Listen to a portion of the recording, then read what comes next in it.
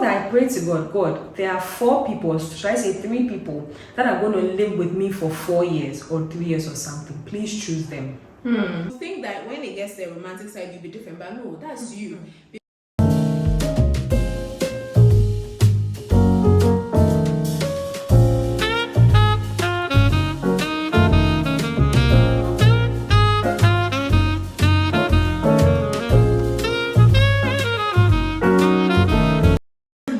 Navigate conflicts and disagreements and friendships. Like, friends fight. I think they fight because one thing I've realized is that we disrespect each other as friends a lot. Because why do you send a bouquet of roses to your girlfriend if you've angered her, but a friend saying sorry is a problem? How do you navigate that? I don't think this is my stronghold because I'm still learning to be better. Even when I'm upset about something, how to present my concern. I think that I've fallen short when it comes there, and I'm learning with the help of my friend and my family. My friend goes to report it to my family members sometimes. I'm learning to be better, but I think it's really important. And this particular friend that I keep talking about, for example, she's more on the peaceful side. Yeah. So she'll be willing to be the first to say sorry. But anytime she does that, I go back and ask myself, so what if she's also unwilling to say sorry? Does that mean that ends the friendship? Then it means I'm not a good person. I could be better. So even though she's been very kind in terms of conflict resolution and all of that, it's also a challenge to me because I'm intentional about my personal growth. So I come back and say, okay, in this scenario, what if Mary Magdalene didn't come back to say I'm sorry or whatnot? Does that end the friendship? What becomes of it? Do I put everything we've gone through or all the years that we've invested into this friendship, do I put that all aside over this mistake? So I think that it challenges us to be better because you will never know what conflict will come tomorrow, but we should be more on the forgiving side. Of course, there are some things that are non-negotiable. Like I tell my friends, like if for example someone talks about me behind my back and you happen to hear it and you don't come and tell me, I consider you and the person who said the thing the same. Yes, I consider that both of you are the same because so those are non-negotiables for me. So I will let you know. So when it happens, then you know that okay, then we can't do this. But for the small fighting here and there, I'm learning to be a better person to present my case. And then why it's so difficult because usually I'm right.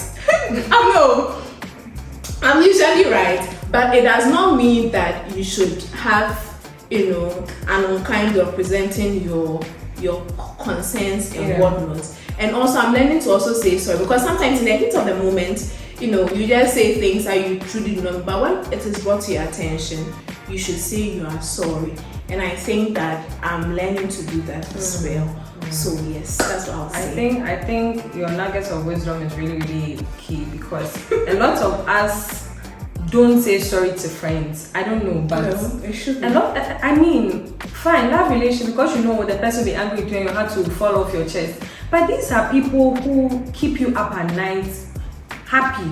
I can call a friend, she's in the UK right now, I can call her, hey, we can laugh 2 hours, you haven't said anything sensible. But one day she told me that I thank God for you because you just make me happy in a very lonely, place. So imagine if you annoying this person, if me are annoying this person, the best I can do is just say sorry. Or take the person out or something. Why not put credit on the friendships God has given us? No, you see, and I think that's a dishonest approach to living. Because I like to believe that what the relationship I have with my parents, I'm going to extend it into marriage. The relationship I have with my friends, I'm going to extend it into my romantic relationship and marriage ultimately. So I'm very careful when dealing with them because I'm not going to say that because it's not lovey-dovey and not romantic, then I get to behave anyhow. Anytime I reflect, when things happen and they're having hard conversations and there's an outburst and everything, I go back and I reflect that, so if this were my husband, is that how I was going to behave? And that makes me reflect on such actions and behaviors and helps me to correct it, because like I said, if you are faithful with what God has given you, He'll bless you with much. Definitely. But if you're unfaithful with these small relationships with your parents, with your siblings, with your friends, and you're all over the place with them, what becomes of you? You think that when it gets to the romantic side, you'll be different, but no, that's you. Because with your family and your friends and all of that, it is default mode. And you think that, oh, when it gets there, you will change. No. That is who you are to their core. Yeah, the romantic relation, you get to pretend for a certain amount of time, but afterwards the true you would manage. That's why we have so many divorces after 1 year, because like, I don't know you, and hey, is this how you are? Because you are pretending. But you should know that how you're living with your friends now would extend. If you are caring your friends, you go out for them, that's how it will be an extension into your romantic relationship. So if you're living your life and you are doing better with your romantic relationship than this, you are not living a truthful life, and it's going to cost you eventually. So you've had it here. Unfiltered. And she's really right, because I've really realized a lot of things even about myself. We'll get to the love and relationship and everything. Maybe I'll drag her in here again, but let's see. She's really right. Look, let's treat our friends well. I'm not saying this because of shaggy reasons, but the kind of people that God has given me, and I say God because, as she said, I also prayed for friends, especially after university. In fact, in the uni, and I mean, she's a mother now, so, but in the uni, from SS right into the uni, my favorite sister in the world was the one with me, right? But before God, there are 4 people, or should I say 3 people, that are going to live with me for 4 years or 3 years or something. Please choose them. And I didn't have any hassle in my uni. Like, I don't know whether they are watching, but nothing. I don't know whether we are allowed to mention names, but from Stephanie to Venice to Josephine to my baby Nora, nothing. No issues. There was no cat fight. There was no snatching of anything. We were a family. We were a sister with them. Even till now, we have our page. It's not running as much, but we are there for each other. So listen, God has brought certain people into your life for a reason. I'm going to work on my boundaries, as she's saying, but the kind of people God has brought into your life, don't say because they are not your bosses or they don't pay you money or something. Who is the first person you go to when you have an issue? Sometimes not even your mom, it's your friend.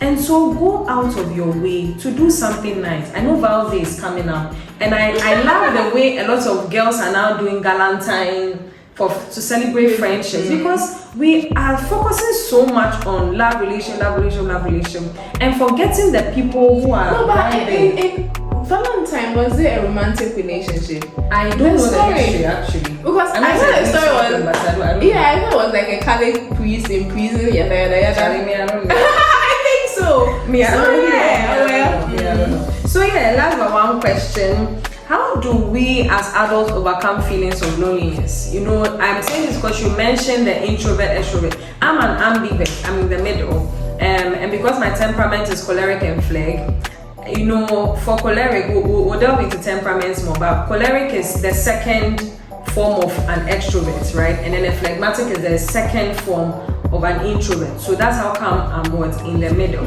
So with that, I'm able to withdraw completely and just be on my movies, my phone, and I'm done. Or I'm able to just be the life of the party. So in those cases, sometimes loneliness, I don't really experience so much loneliness personally, because I will find something or someone to talk to. I will call out, then I will call you, I'll pull you out, let's go for drinks or something. My people know me for that. But for those who don't even know how to make friends and everything, how do they overcome this loneliness or isolation? Because their suicide rates are alarming. And sometimes, apparently, the statistic is loneliness, isolation. I don't know. How do we overcome that? Well, I really like to isolate that the suicide thought has not crossed. And I would like to base that on my faith. I think being a Christian and my faith plays a pivotal role. So I can stay in this house all by myself all year and I will not feel any form of loneliness at all. So I think it's because of my faith, and whatever it is that you think you can do externally to beat that loneliness, at the end of the day you come back, and even on your bed, because I share a room with my sister, finally, she has her bed. Even though we're in the same room, she has her bed, I have my bed. Even if you're going to sleep on the same bed, because I'm saying this because people think that when they get married, then all the problems with loneliness will get solved. That's not really the case, because even on the bed, you have your part of the bed, Sure. your partner or your sister or whatever has his part of the bed. So I believe that when it comes to the issue of loneliness, it should not be approached from the external.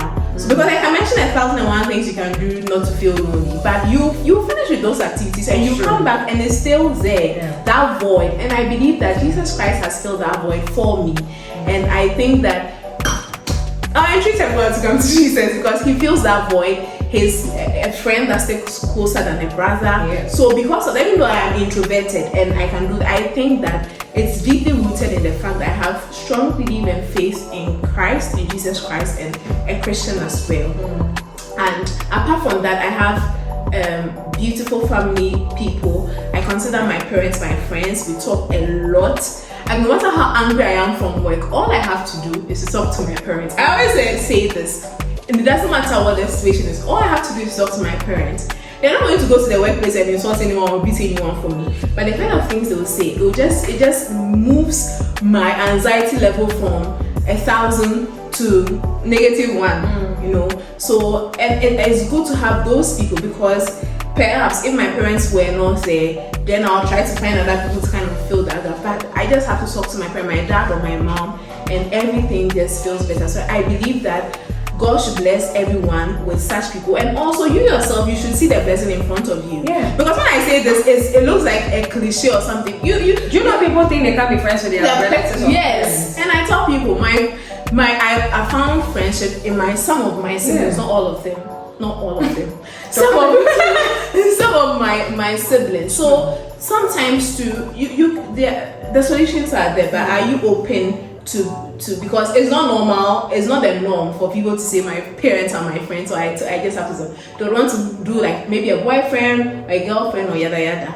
And I think that and then also I think that you should have friends too that are more on the exploring side. Yeah. Yes, because last December, for example, I told you, if not for you, I wouldn't have gone to Accra Arts District. I would have gone to Blaze. Not because I don't have the money to go, or I would not be able to make the time, but I'll just prefer to see. Yeah. But I had someone who was like, and now let's go, we are going to go, let us go. And then it happened. So those people are also key too. And I really had fun. I tapped into certain part of myself that I did not know existed. Yes. So I think that even when you're doing those activities, it should not necessarily because you don't want to feel lonely, but because you want to explore part of yourself that you did not know existed.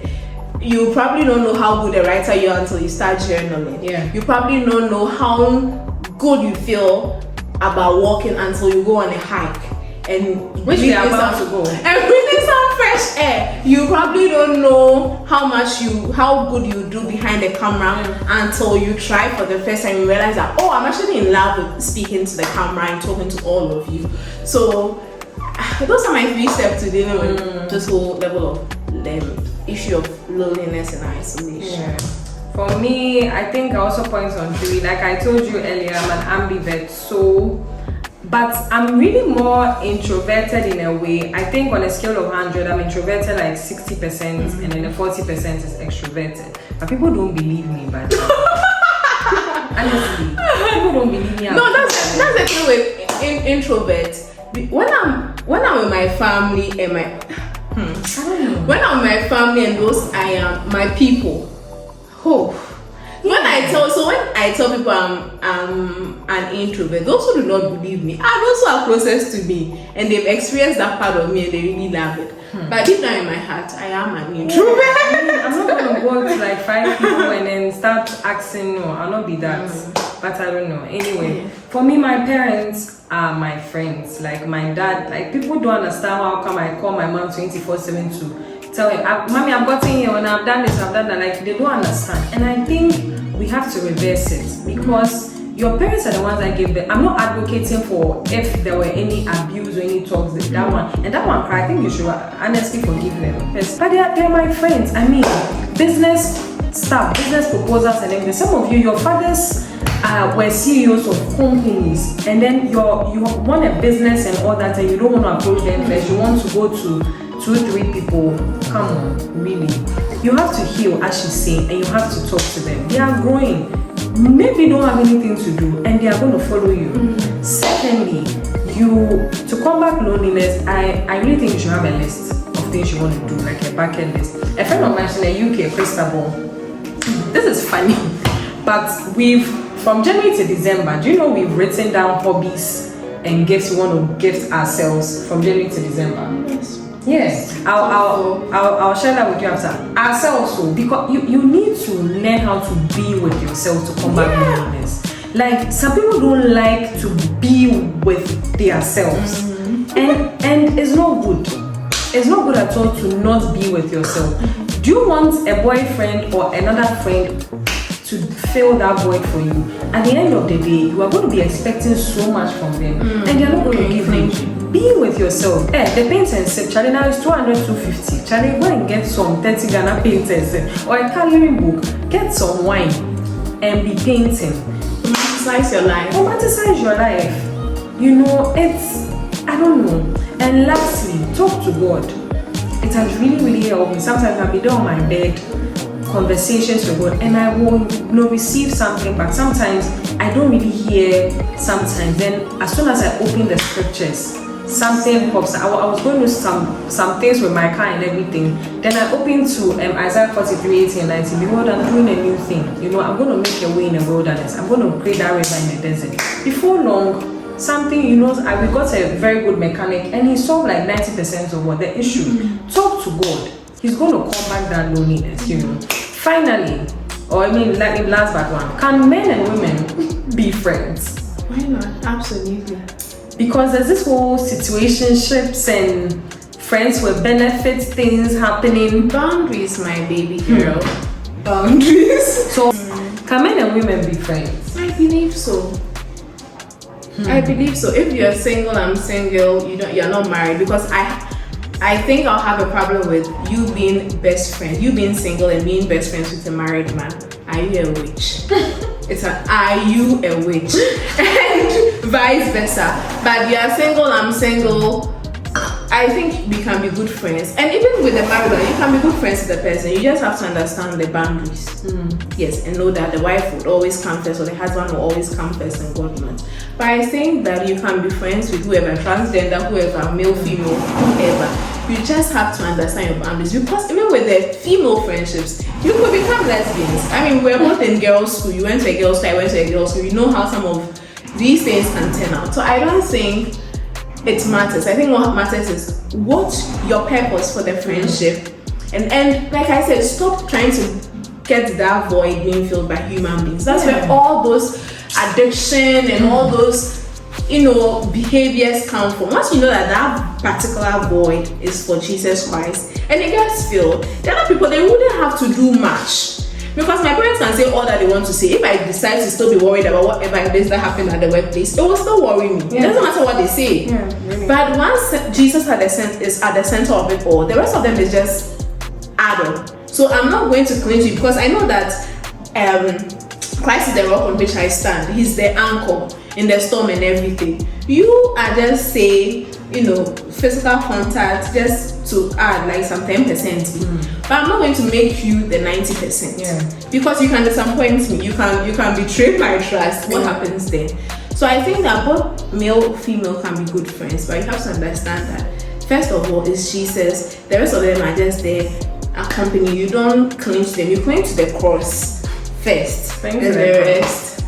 So that's what I can say about that. So our final, question and all that. I hope you really, really enjoy this, and taking some nuggets and everything. I told her she's white. She's one of the wisest women I know. Hey, boy. So the last one, what lessons have you learned, or the basis of this whole talk is lessons we wish we knew. So as friends or navigating friendships, now that we are adults. Charlie, after 18 you are an adult too. So don't sit there and say you are not an adult. You are, even lawfully, you are an adult once you're above 18. And so what are some lessons that you wish you knew earlier, when or in the friendship space? What are the lessons you wish you knew earlier?